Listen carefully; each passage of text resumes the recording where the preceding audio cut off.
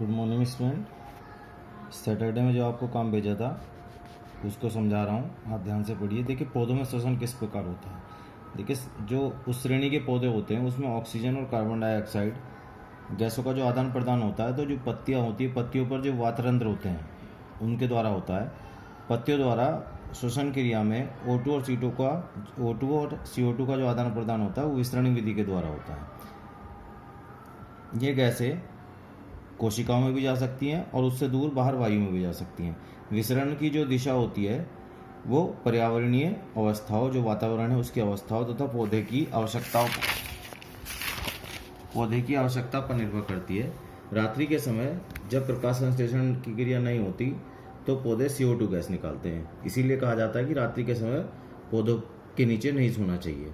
और दिन के समय श्वसन क्रिया में निकली हुई जो CO2 होती है वो प्रकाश संश्लेषण में यूज कर लेते हैं, प्रयुक्त की जाती है और कोई CO2 नहीं निकलती। इस समय क्या निकलती? दिन के समय ऑक्सीजन निकलती है। अब आता है जंतुओं में श्वसन क्रिया किस प्रकार होती है। जंतुओं में पर्यावरण से ऑक्सीजन के लेने तथा उत्पन्न CO2 को बाहर निकलने के लिए भिन्न भिन्न प्रकार के अंग पाए जाते हैं। स्थलीय जंतु जो जमीन पर रहते हैं वायुमंडल से O2 लेते हैं, परंतु जो जंतु जल में रहते हैं वो जल में घुली हुई जो ऑक्सीजन होते हैं उसका उपयोग करते हैं। जल में विलय O2 की मात्रा वायु में जो O2 होती है, ऑक्सीजन होती है, उससे बहुत कम होती है। इसलिए जलीय जीवों का जो श्वसन की दर है, श्वास दर, वो स्थलीय जीवों की अपेक्षा अधिक होती है। तो आपने देखा होगा मछली, आपने देखी मछली जल्दी जल्दी सांस लेती है, जबकि हम इतनी जल्दी जल्दी नहीं लेते। इसका कारण यही है कि जो जल में घुली हुई ऑक्सीजन हो तो उसकी मात्रा कम होती है, जो वायु में होती है वो ज़्यादा होती है। मछलियों में श्वसन, मछलियाँ अपने मुंह में जल को लेती हैं और उसे बलपूर्वक क्लोम यानी गिलों तक पहुँचाती हैं। गिल्स जो होते हैं, जहाँ जल में घुलित O2 को रुधिर ले लेता है, वहाँ से उसको क्या ले लेता है? ऑक्सीजन को रुधिर ले लेता है। स्थलीय जीव श्वसन के लिए वायुमंडल की O2 का उपयोग करते हैं, वायुमंडल की ऑक्सीजन का उपयोग करते हैं। विभिन्न जीवों में यह ऑक्सीजन भिन्न भिन्न अंगों द्वारा अवशोषित होती है। इन सभी अंगों में एक रचना होती है जो उसकी क्षेत्रफल को बढ़ाती है। परिणाम स्वरूप वह अंग ऑक्सीजन बहुल्य वातावरण के संपर्क में रहता है। यानी हर जीव में, जैसे मनुष्य है, मनुष्य सांस कहाँ से लेता है? मुंह से और नाक से। इसलिए हमारा मुंह जो नाक होता है वो वायु के संपर्क में ज़्यादा से ज़्यादा होता है। O2 व CO2 का आदान प्रदान उस सतह के आर पार से होता है, इसके आर पार से होता है, जिस कारण यह सतह बहुत ही पतली और मुलायम होती है। इसलिए इसकी रक्षा के लिए उद्देश्य से शरीर के अंदर स्थित होती है। हमारे फेफड़े इस काम को करते हैं, इसलिए हमारे फेफड़े जो होते हैं वो जो हमारी पसलियाँ हैं उनके अंदर स्थित होते हैं। कुछ जंतुओं के मुख्य श्वसन अंग कौन कौन से होते हैं? एक नंबर में पूछ लिया जाता है फेफड़े। फेफड़े किस किस में पाए जाते हैं? मनुष्य में, मेंढक में, पक्षी, पशु आदि में। त्वचा से जो श्वसन होता है वो मेंढक और केंचुए में होता है। क्लोम यानी गिल्स में मेंढक का जो बच्चा होता है, देखिए मेंढक जो होता है वो त्वचा से भी श्वसन करता है, फेफड़े से भी श्वसन करता है, लेकिन जो उसका लार्वा यानी जो छोटा मेंढक होता है वो गिल्स के द्वारा करता है। और मछली और प्राण एक जंतु होता है उसके द्वारा। अब मोस्ट इंपॉर्टेंट क्वेश्चन आता है, मनुष्य में श्वसनांग, श्वसन यानी लेने वाले अंग कौन कौन से हैं? ठीक है, मनुष्य में श्वसन की क्रियाविधि को समझाइए, यानी मनुष्य में श्वसन किस प्रकार होता है। मानव में श्वसन के लिए जो होता है विशिष्ट अंग या श्वसनांग पाए जाते हैं। ये श्वसनांग मिलकर क्या बनाते हैं? श्वसन तंत्र बनाते हैं। मानव में जो प्रमुख श्वसनांग होता है वो एक जोड़ी फेफड़े होते हैं, जो वक्ष गुहा में कशेरुकी दंड, वक्ष गुहा यानी जो हमारा हृदय के नीचे वक्ष गुहा है उसके कशेरुकी दंड कहते हैं, रीढ़ की हड्डी, तथा पसलियों द्वारा बने एक अस्थि पंजर यानी अस्थियों का एक ढांचा से घिरे होते हैं। फेफड़े श्वासनाल यानी सांस की नली एवं नासामार्ग यानी नाक में जो दो छिद्र हैं द्वारा बाह्य वातावरण से संबंध रहते हैं। मनुष्य में श्वसन की क्रियाविधि, देखिए मनुष्य में श्वसन की क्रियाविधि को ध्यान से पढ़िएगा।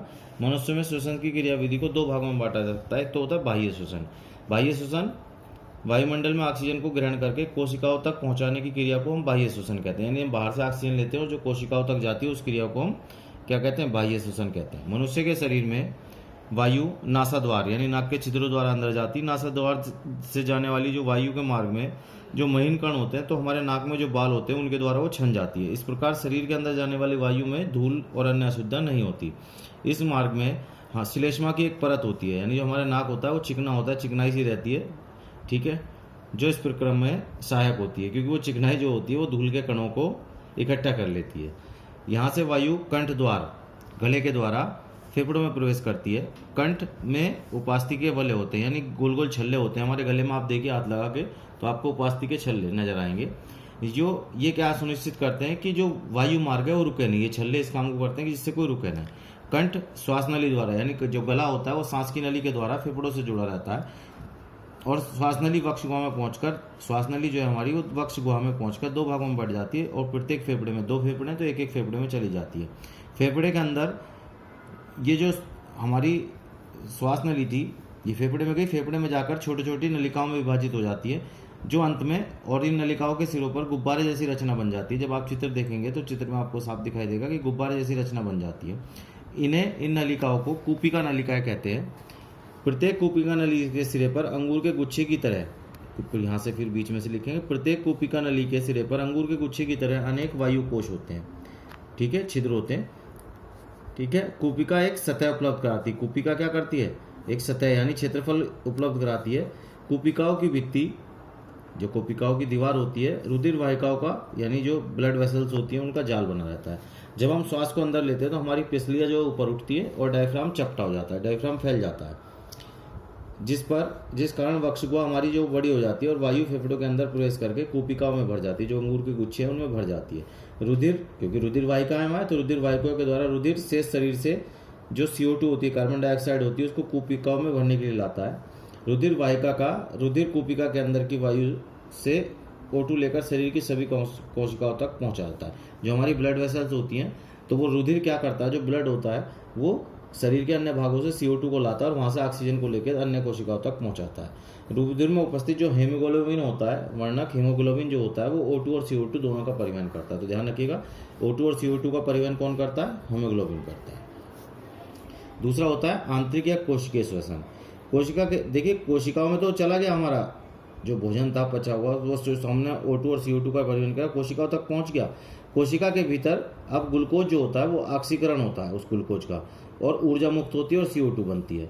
इसी को हम आंतरिक की या कोशिकीय श्वसन कहते हैं। दो भागों में पूरी होती है। एक तो ग्लाइकोलाइसिस। ग्लाइकोलाइसिस क्या होता है? इस क्रिया में ग्लूकोज जो होता है, पहले भी बताया था, पायरुविक अम्ल के टूट जाता है, और यह क्रिया कोशिका, ध्यान रखिएगा, ग्लाइकोलाइसिस कहाँ होती है? कोशिका द्रव्य में होती है। ठीक है, साइटोप्लाज्म में होती है। क्रेब्स चक्र दूसरी क्रिया होती है। क्रेब्स, जो पायरुविक अम्ल बना उसके विघटन से जल और कार्बन डाइऑक्साइड बनते हैं, और ये क्रिया कहाँ होती है? ये माइक्रोकार्डिया में होती है। ध्यान रखिएगा, माइटोकांड्रिया में होती है। ठीक है, तो ये हो गया मनुष्य में श्वसनांग कौन से हैं और श्वसन की क्रियाविधि को आपको अच्छी तरह समझा देगा। अब आता है क्वेश्चन, स्वाच्छोवास किसे कहते हैं? श्वसन और स्वाच्छोवास में क्या अंतर है? इंपॉर्टेंट क्वेश्चन है। स्वाच्छोवास क्या होता है? देखिए, श्वसन तो आपको बताया था कि एंजाइमी क्रियाएं हैं जिससे ऊर्जा मुक्त होती है और वो ऊर्जा शरीर के विभिन्न भागों तक पहुंचती है, उसको तो बोलते हैं हम श्वसन। जनरल भाषा में हम सांस लेने को श्वसन कहते हैं, लेकिन ऐसा नहीं है। सांस लेने को स्वाच्छोवास कहते हैं, ब्रीथिंग कहते हैं। वायुमंडल से वायु यानी O2 को ग्रहण करना तथा CO2 को बाहर निकालने की प्रक्रिया स्वाच्छोवास कहलाती है। सामान्य भाषा में इसे सांस लेना कहते हैं। श्वसन तथा स्वाच्छोवास में निम्न अंतर होता है। क्या अंतर होता है दोनों में? देखिए, श्वसन पहली बात, श्वसन जो है एक बायोकेमिकल रिएक्शन है, यानी ये श्वसन एक जैव रासायनिक क्रिया है। स्वाच्छोवास एक भौतिक क्रिया है। इसमें ग्लूकोज का, श्वसन में जो होता है ग्लूकोज का ऑक्सीकरण होता है और ऊर्जा प्राप्त होती है। इसमें O2 ग्रहण की जाती है और CO2 बाहर निकलती है। श्वसन में जो होती है एंजाइमों की आवश्यकता होती है, जबकि स्वाच्छोवास यानी सांस लेने में किसी भी एंजाइम की आवश्यकता नहीं होती। श्वसन की क्रिया में आपने देखा था ऊर्जा उत्पन्न होती है, और जबकि स्वाच्छोवास सांस लेने में कोई ऊर्जा उत्पन्न नहीं होती। श्वसन के लिए हमें किसी भी श्वसन अंग की आवश्यकता नहीं होती, और स्वाच्छोवास यानी सांस लेने के लिए श्वसन अंगों की आवश्यकता होती है। श्वसन जो होता है कोशिका स्तर पर होता है, यानी कोशिका के अंदर होता है, और ये क्रिया कोशिकाओं के, जो सांस लेते हैं हम, वो कोशिकाओं के बाहर होती है। ये मुख्य इंपॉर्टेंट क्वेश्चन है, दोनों में मुख्य अंतर। ठीक है, तो ये आपका आज श्वसन तंत्र पूरा हो गया, रेस्पिरेशन। अब हम आगे पढ़ेंगे आपका परिवहन तंत्र। Thank you.